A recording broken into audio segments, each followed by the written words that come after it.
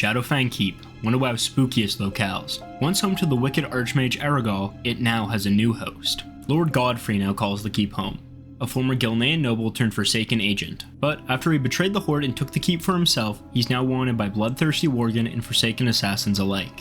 So, we meet with a group of Worgen who aim to take the keep back for the Alliance. And who better to help out than Dunstuck? Roll that intro. In World of Warcraft, most heroes gain XP by doing quests, gathering for professions, or killing monsters. But not this one. Meet Dunstuck, a hero who's taking on Azeroth one dungeon at a time. He'll spend his entire journey locked to solo dungeons and the gear he can find inside them. And his ultimate goal, completing every single dungeon in the game. This is Dungeonlocked. So, by popular demand, welcome to Shadowfang Keep. First things first, I grab the quests and then get to work clearing out the mobs right next to the starting room. And while I clear them out, let's talk about something quick. That being aura. And not just the aura I get from my sick outfit, I mean the paladin abilities. So, back in episode 2 when we hit level 10, we got access to 3 different auras, that if you read any comments I was not using. Those auras are Crusader, Devotion, and Consecration. They all give us little different buffs. Now, Crusader aura is essentially useless as it just increases mountain speed, but Devotion and Consecration, on the other hand, are pretty useful. Devotion reduces all damage we take by 3%, and Consecration reduces the duration of silences and interrupts by 30%. So I'll be swapping between these two as needed, but I'll mainly be going for Devotion just for the damage decrease. And with that out of the way, looks like we've just gotten to our first boss. Baron Ashbury. He was once a former Gilnean who was raised into undeath alongside Godfrey. Ashbury is not really a good dude. He enjoys toying with his victims to inflict maximum pain and suffering upon them, and his abilities reflect that. First up is Asphyxiate, which lifts you into the air and does shadow damage over 6 seconds until you have exactly 1 HP left. Now, you may think this sounds like an insta-kill, but his next ability, Stay of Execution, is always cast right after it, and it heals you for 50% of your max health. This kinda ties into his maximum pain kinda thing, he's just kinda toying with you. And creatively, his last ability is kinda on the nose. It's called Pain and Suffering. It's a channel that does shadow damage to you over time, but it increases in damage for the longer he casts it. For drops, we're looking at a potential weapon upgrade and a potential cape upgrade. I'd take either of these, honestly. But I think this one's gonna be fairly straightforward, so let's go for it.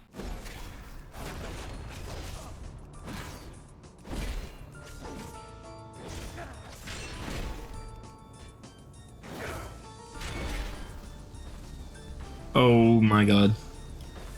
I get healed instantly after this though, so it shouldn't be... I mean, it is kind of scary just staying at 1 HP for a second while he casts the healing effect, but if he's gonna do it, there's no need for me to heal really in between. Now this fight just looks scary on paper, but it's really not. The Asphyxiate mechanic is just a flashy showpiece, and the boss doesn't really have many other tricks up its sleeve. So, we kill him pretty quickly. And there we go, first Shadowfang Keep boss down. Ooh. Yes, please. Wolfmaster Cape. What's your story? Oh, it's such an ugly color. That's horrendous. Get cabin. Where am I going? Oh, it's over here. Yeah, he opens the door. Okay, I was like, I don't know how to get out of here. So, after a little confusion, I make my way out of the stables and into the courtyard, and start clearing out the trash here on our way to the next boss.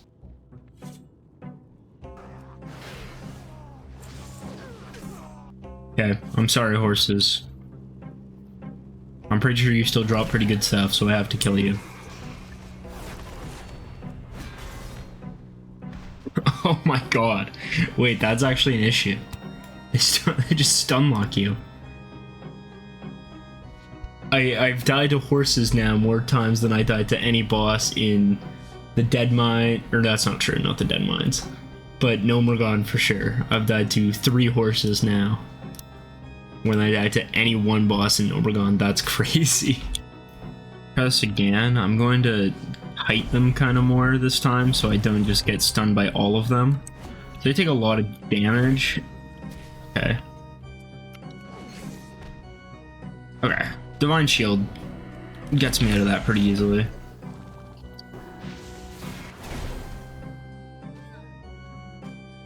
No, they didn't drop anything.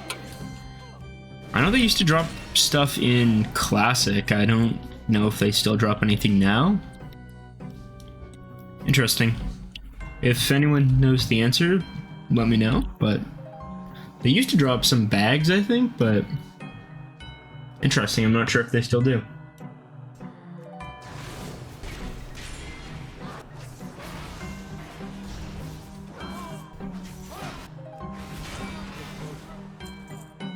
Oh my god, there's so much stuff in our bags. I just want to look at this. I mean, not obviously it's a cloth chest, so I'm gonna be better what we have, but so many green BOEs. Inventory is absolutely a mess. I know people love looking at this.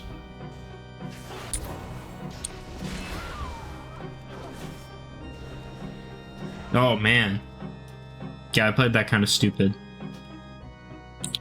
So many enemies in that room. Another... oh my god.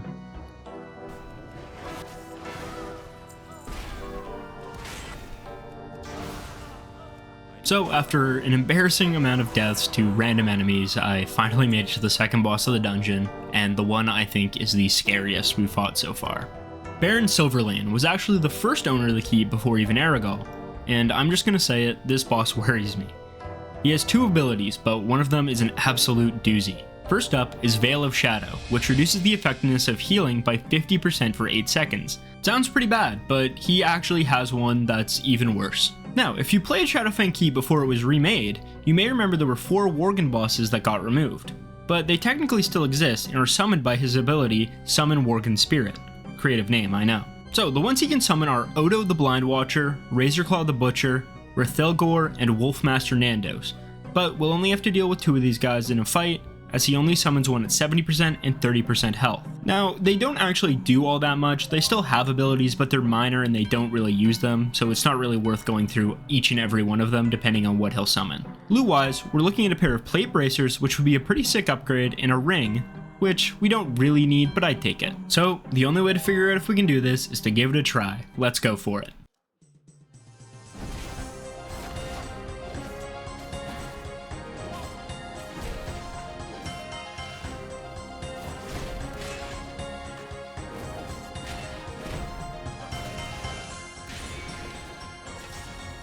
Okay, it doesn't seem too bad right now. Just focused on this guy before going back to him.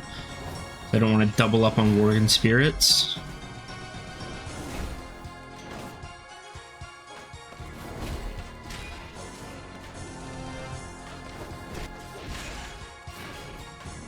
Okay, now back to him.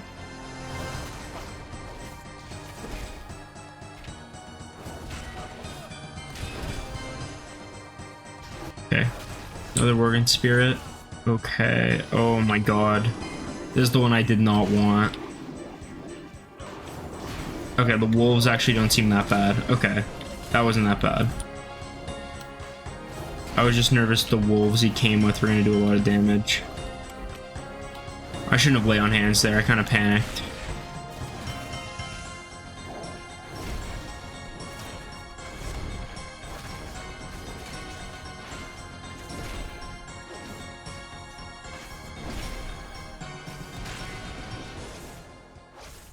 Okay, that was not that bad. It was just on paper a very scary fight. Ooh. Yes, please.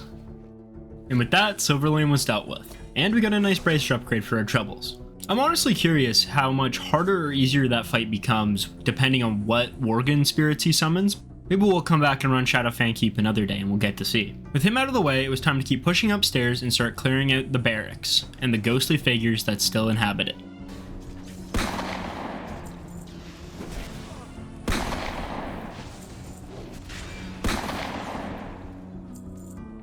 These are like my helmet brothers. We got the same helmet going on. Pretty awesome. Good fashion choice, guys.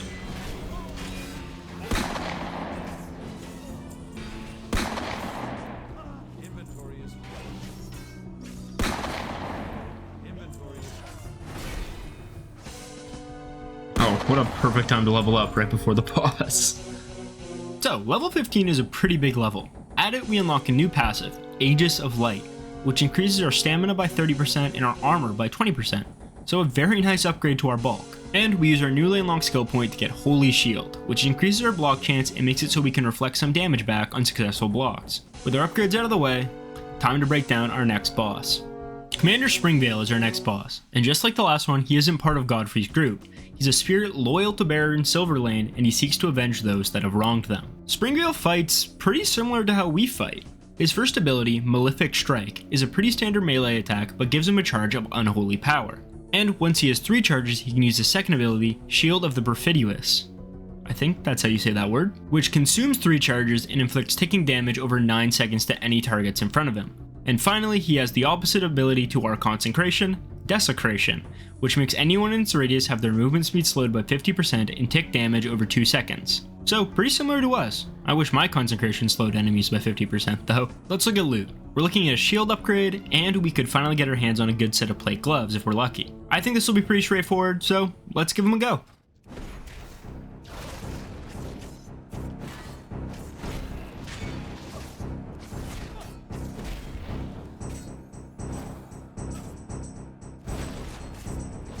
Oh, look at the little ghoul arms back there that come out when he uses his Desecration. It's kind of cool. I wish mine had little ghoul arms that came out when I use Consecration.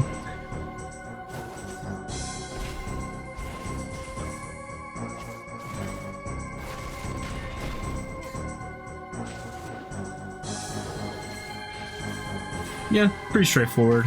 This guy was pretty simple. There we go.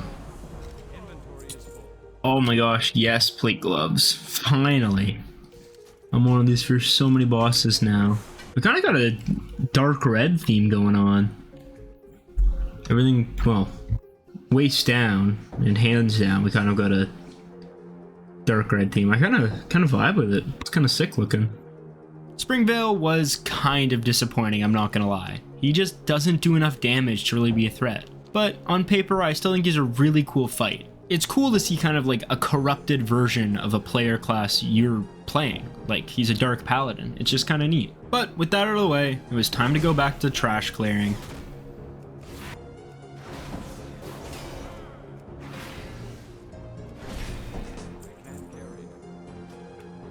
I'm pretty sure you can get a gargoyle rare.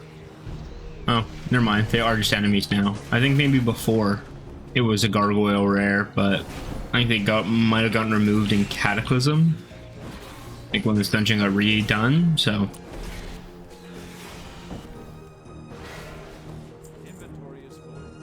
No, we're sword.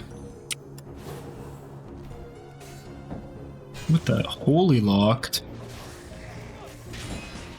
I did kind of panic Divine Shield, or not Divine Shield, lay on hands there, but I didn't know these guys could Holy Lock you. Ooh, 10 slot bag? Yes, please. Just a friendly reminder while we're clearing the trash, if you're enjoying the video so far, make sure to leave a like and subscribe. It really helps out, and I appreciate every time someone does it. And after probably the longest stretch of no bosses in dungeon, we finally reach our next one. Lord Walden is Godfrey's right-hand man, and he was so dedicated to Godfrey, he demanded to be raised into undeath so we could follow him. Now, he plans to stop us with his ice magics and poisons.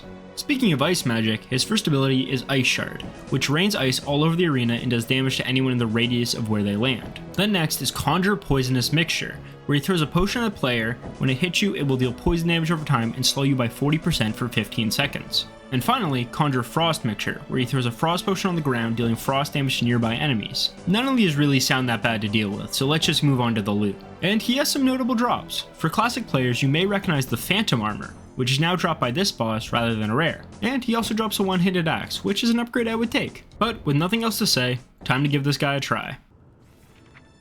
Okay, Lord Walden. Let's see what you got.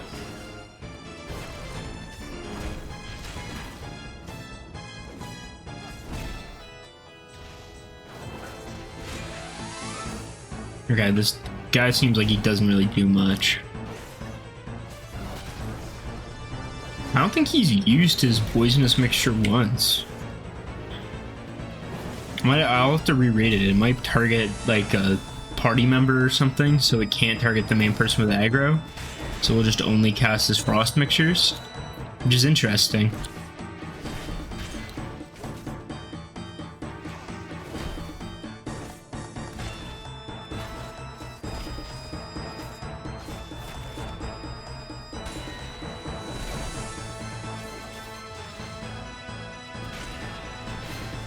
And there we go. Lord Walden down. No loot. Oh. I don't think he had anything. Oh, he had the Phantom Armor. Yeah, no, I did kind of want that. It is what it is. This boss was just so easy. He didn't even use his poison attacks. I'm not certain why he didn't, but I'm not complaining. I'll take an easy boss any day of the week. And now, just a few rooms separate us from this dungeon's final boss. So, I start clearing my way through the rest of the trash.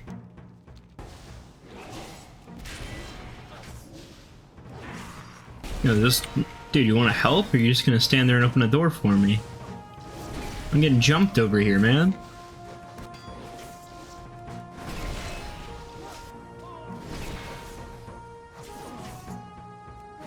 Time for Lord Godfrey. And finally, Lord Godfrey. This dungeon's big bad. He plots to use his undead army to take revenge on both the Alliance and Horde. Also, did I ever mention this guy's a dual pistol wielding skeleton? For abilities, his first one is Cursed Bullets, where he shoots his target dealing an initial burst of damage, then shadow damage compounds over the next 15 seconds. Next is Mortal Wounds, where he slices you with blades attached to his guns, causing bleed damage and reducing the effectiveness of healing on you by 5% for 6 seconds. Now, this doesn't sound too bad, but this effect can stack, up to 10 times. So if we aren't careful and the stacks max out, it could reduce our healing by 50%. And then finally, he has Summon Bloodthirsty Ghouls, which is pretty straightforward. He shoots bullets into the air, and wherever they land, a ghoul spawns. These enemies are pretty low health and aren't really much to worry about. But let's talk loot. If you recognize the Phantom Armor, you would also recognize the Phantom Blade, which Godfrey now drops. Other than that, the only thing he has for us is a pair of plate legs, which I would take honestly. But now it's time to clear out Shadowfang Keep once and for all.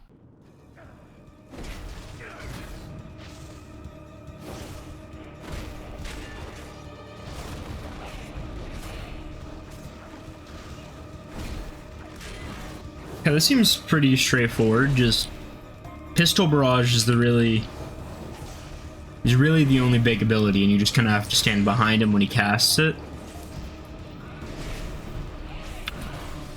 Ice Mortal Wound is stacking up, but it hasn't been too bad so far, so hopefully we can just kill him before it gets to the point where I can't heal.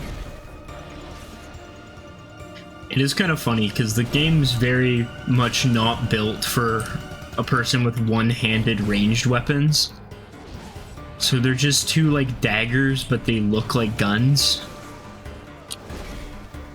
So most of the time he's just attacking normally. Like they're two, like, melee weapons. And occasionally he'll use, like, the two-handed... he's using, like, the two-handed, like, standard gun moveset, so one of the pistols is just kind of aiming at the ceiling most of the time.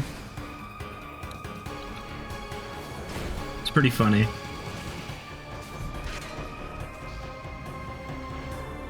And that should be Lord Godfrey and Shadowfang Keep done. Anything good? Oh my god. Yes.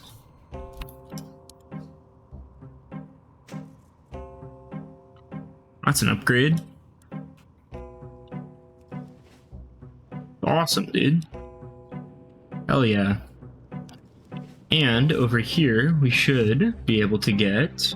We've been walled up for far. Yeah, definitely. Yeah, the chest. And there is a chest upgrade too. Where is that in my... Yeah, here we go. Pretty drippy. Looking pretty damn good, if I do say so myself.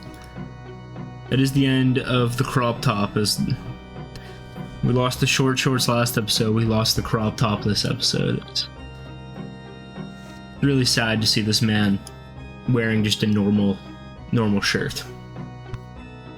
And with that, Shadowfang Keep was done. And I really like this dungeon. I think aesthetically it's one of my favorite in the game, so I'm happy I got to do it. I do definitely prefer the more Worgen aesthetic it had back in Classic, but the vibe is still pretty spooky, so I still like it a lot. But now it's time to move on to our most important dungeon yet, it has possibly the biggest unlock for the entire account. But first I made a pit stop at the dead mine so I could clear my inventory to get everyone to stop complaining in the comments.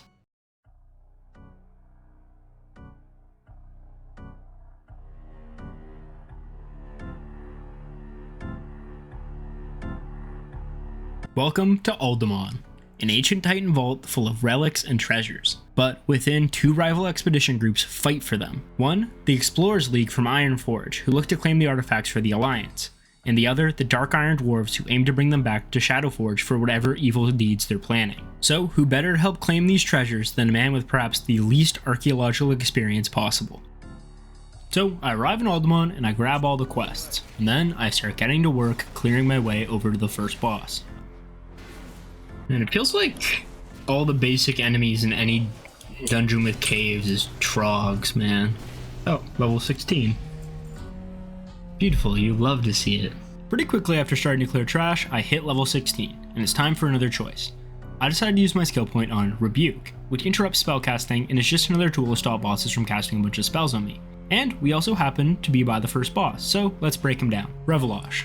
He's the trog equivalent of an archaeologist, which basically means he just steals things from real archaeologists. He has two pretty basic abilities, those being Chain Lightning and Lightning Bolt, which both just shock you for lightning damage. For loot, we're looking at a belt, which would be nice since the last one we got was from Wailing Caverns.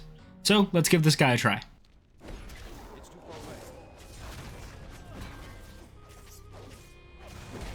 Okay, just line of sight his Lightning Bolt while we deal with these guys.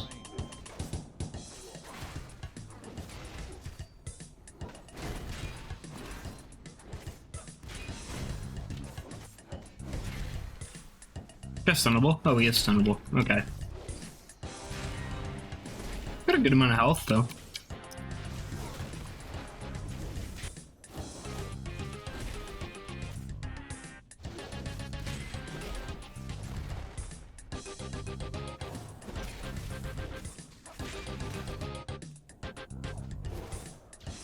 Yeah, this guy's pretty simple. Bosses like this, like a lot of early classic bosses that can be stuns, can be interrupted, almost every ability are very simple as Paladin because I can stun him, I can use that, and I can even, this new ability we got, Rebuke, just wait till he casts again, we can just interrupt it that way. There's just so much interrupt in my kit that he can't really do much.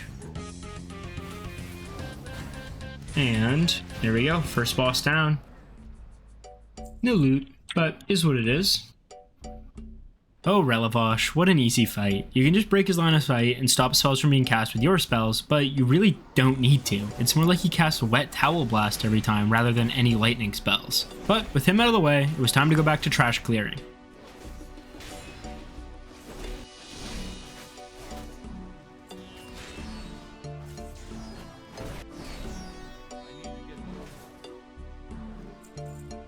But not for long, honestly, because after 3 groups of enemies, we pull this lever and it's already time for the next boss. Iron Aya is a titan construct that built and maintains the ruins of Uldaman, but due to the collapsing state of Uldaman, she locked herself in stasis trying to figure out how to fix the facility. That is, until we woke her up. She has 3 abilities. The first one is Arcing Slash, which is actually an ability a few other bosses have had. I think specifically the Foe Reaper and Deadmines also had Arcing Slash as one of its attacks. And it's a pretty simple ability, it just does sweeping damage in front of her. Next is Knocks Away, which I think is pretty self-explanatory, it knocks you away. And her final ability is the only one I'm kind of scared of, it's War Stomp, which can stun you for a couple seconds, so we just have to make sure to always have a good amount of HP so she can't kill us while we're stunned. Let's talk loot. All we can get from her is a chestplate upgrade, which we aren't really needing at the moment, because we just got one at the end of Shadowfang Keep, but it'd be a slight upgrade. But with no further ado, let's get to work.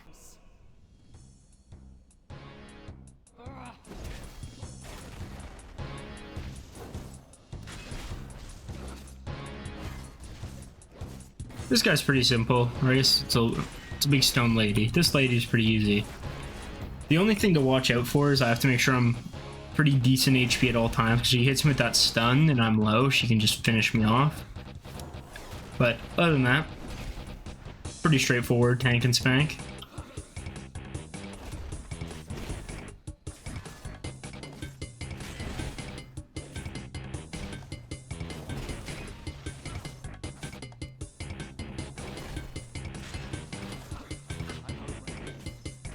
And any hit now. And oh, there we go. Second boss dead. Oh, chest upgrade.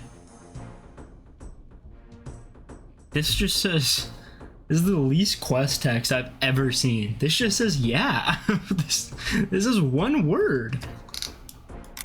And we just got a chest upgrade too, and now we're already getting another one. Oh my god, we're back to a crop top. Thank god.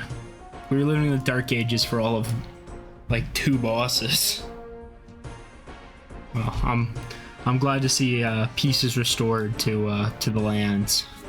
So, with Iron Eye down and a new crop top in hand, I start clearing out the trash towards the next boss.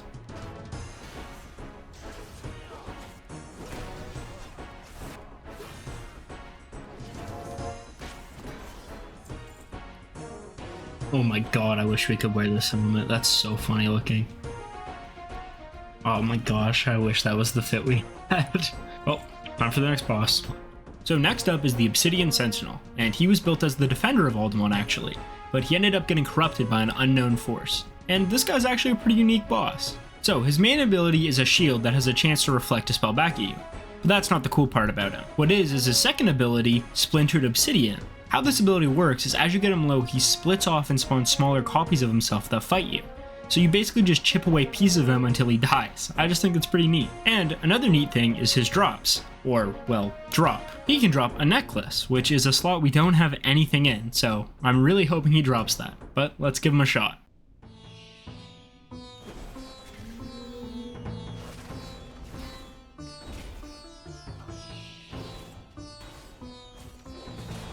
Just breaking into bits.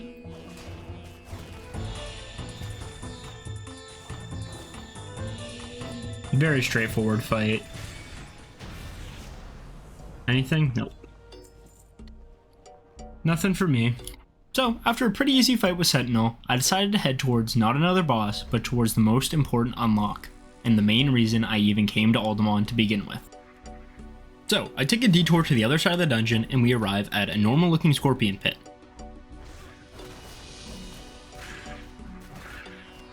But, after we clear it out, something crazy happens. A profession trainer walks out. An enchanting trainer to be specific, and I immediately learn the skill. This is a huge deal. Enchanting is the only profession we can actually learn because it's the only one with a trainer in a dungeon. So let's break down how enchanting changes the game for us. Enchanting allows us to buff our gear with special effects, whether it be extra damage, defense, etc. And to get the materials required to do this, we need to disenchant weapons and armor of green quality or higher. But there is a big issue. Classic enchanting requires an enchanting rod. Now, we can craft an enchanting rod, but there are 2 pieces of it we can't get. That being a copper rod and strange dust, which can both only be acquired from an enchanting supplies vendor, which Uldaman is lacking. Now, there are some things we can make without one, but most of the enchants are going to be unobtainable for us. So for now I put enchanting on the back burner while I try to figure out a way to get an enchanting rod. And with profession learned, it was time to get back to clearing trash on our way to the next boss. I'm actually getting jumped. Why are there so many guys?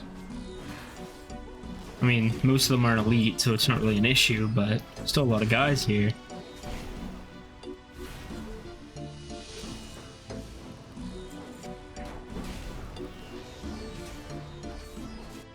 Okay, next boss time. So, our next boss is the Ancient Stonekeeper. He's like the Obsidian Keeper, but uncorrupted, and way more boring. He only has one ability, and it's Sandstorms, which just slows you and does a slight amount of damage. For drops, all he has is some plate legs, which of course I wouldn't say no to, but we upgraded ours pretty recently, so we don't really need them. But looks like a pretty straightforward fight, so let's get him.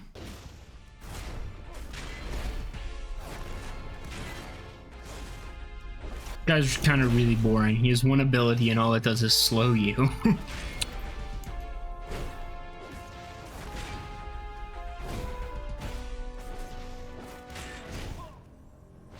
I'm also really glad I decided to give the boss with one mechanic. One very simple mechanic even. 1 million health. He has so much health. But at least there's no risk of dying. It could always be worse.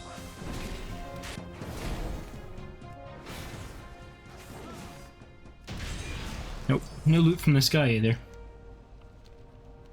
Alright. Well, moving on. Let's get moving. Overall, very boring fight. He has way too much health and just throws tornadoes at you that really don't do much. But with another boss down, you already know what time it is. It's trash clearing time.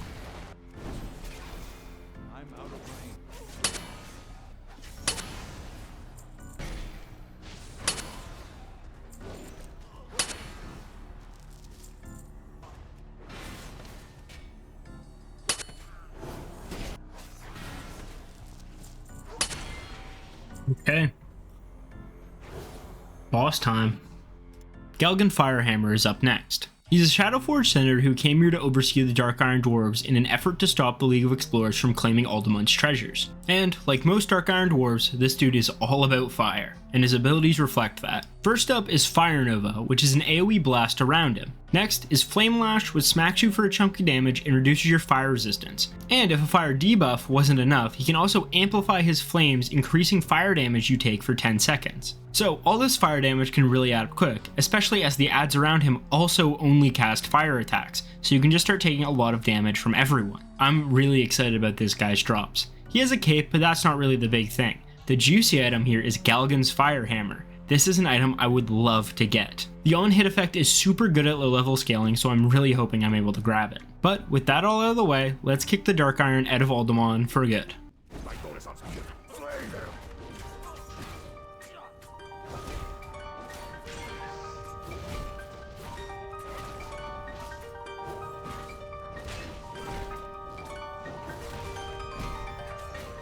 This guy's immune to being stunned, but at least I got the adds down. Can't interrupt any of his abilities too, so we just kind of have to take a lot of fire damage here. But it seems to be going well.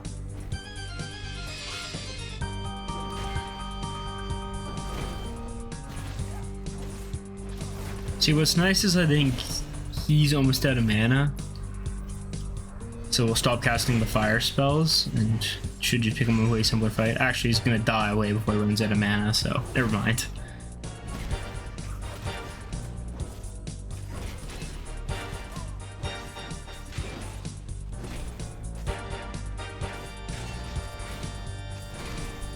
He should be dying around now. There we go. Oh, I didn't get the weapon. I would have loved this weapon, man. Galgan was definitely the hardest boss we fought in here so far. His damage was decent and the adds made the fight pretty tough, but unfortunately we got no weapon drop. How sad. And since we cleared the Dark Iron, next up was the Trogs, so I started clearing my way towards their big boss.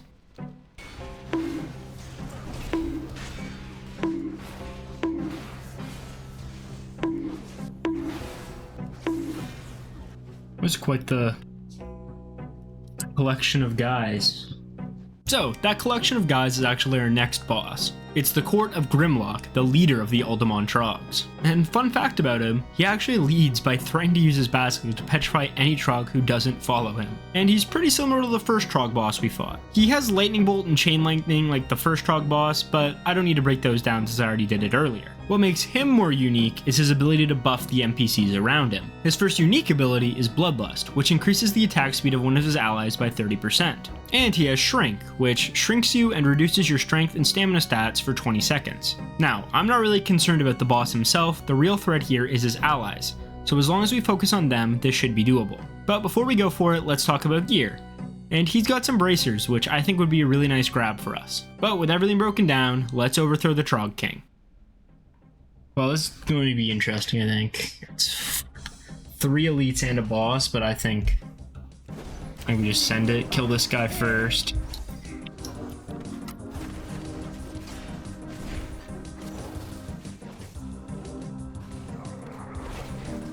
Make sure to line of sight the boss, he'll do the most damage and whittle down the adds.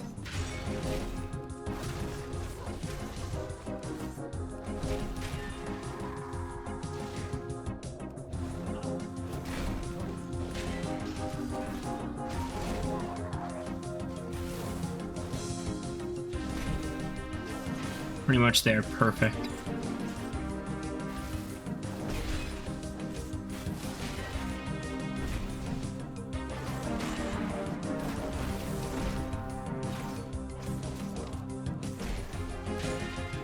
Yeah, the hardest part of that fight was just fighting the ads he has around him.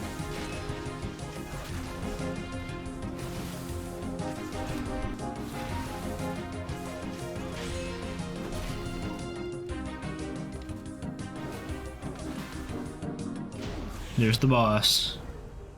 Hey, bracers. Nice. And a new thing to disenchant. I really like this boss. It kind of felt like fighting a dungeon party almost, where you had a caster, a tank, a pet, and then the boss, who was the guy that buffed them all. But with him down, it was time to descend into the depths of the ruins and find the city's treasure. Oh, here we go. Into the Hall of the Crafters.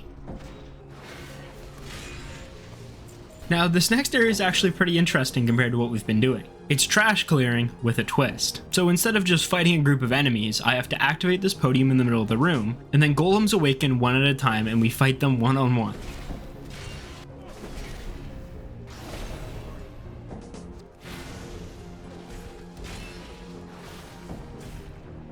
But after that, it's just regular trash. I just thought I'd highlight this since it's a little different. But after a few more trash packs, we reach the Vault of Uldaman, and we awaken its guardian. And we finally arrive at the very last boss of Uldaman, Arcadus, the guardian of Uldaman's treasures, and he's a pretty neat fight. First ability I want to note is his stun, pretty much the same stun that Iron Aya had. So you know the drill, just gotta make sure to keep our HP pretty full. And then Arcadus' main mechanic is Awaken, which he can use to release a variety of ads around the room. This can vary from simple stone doors to elite vault watchers, so we just have to make sure to clear them out as they spawn and not get overwhelmed by them. And we just have to hope not to get stunned when he spawns a room full of enemies on us. But for gear, unfortunately our last boss is lacking a little bit. He has a ring drop, which would be an upgrade as Hugger's ring is starting to get a little weak, but I don't really need one right now. Well, got nothing else to say. Let's finish off this dungeon. Oh, he's awake.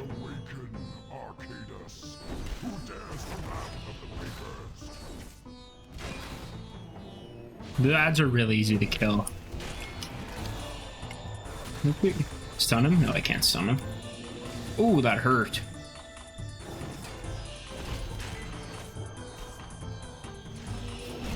See, what's nice is when he goes to summon them, it's easy to be able to get a heal in because he's distracted.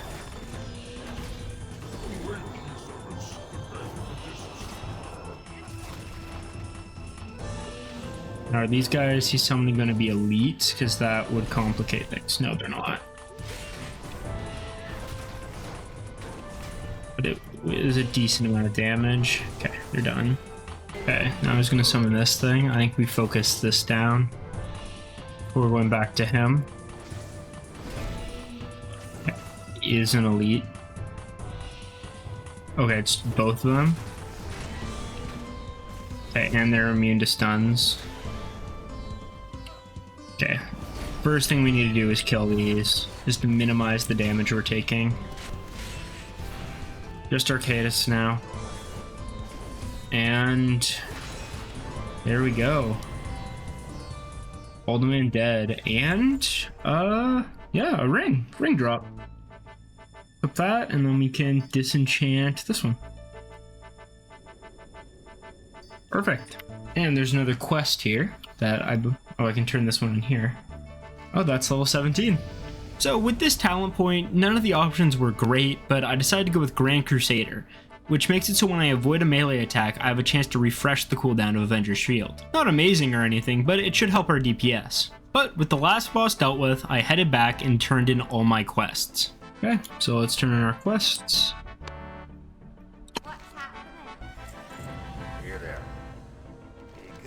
And the big one. I'm liking this sword. I think we take the sword.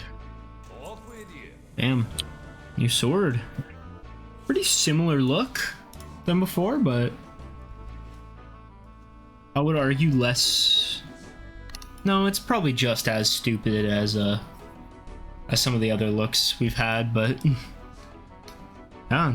Another dungeon down. And with 2 dungeons down and our final quest turned in, that's where Dunstuck's story ends for today. And just wait 1 second, sorry. Before the outro, I just want to say the Manaburst Discord server is now live, so go to my bio and check it out and join. Love to talk to some of you. But back to your regular scheduled outro.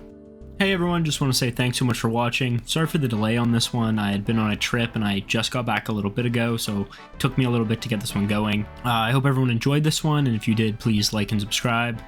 And I'll see you on the next episode of Dungeonlocked, and check out that Discord. Thanks. Bye.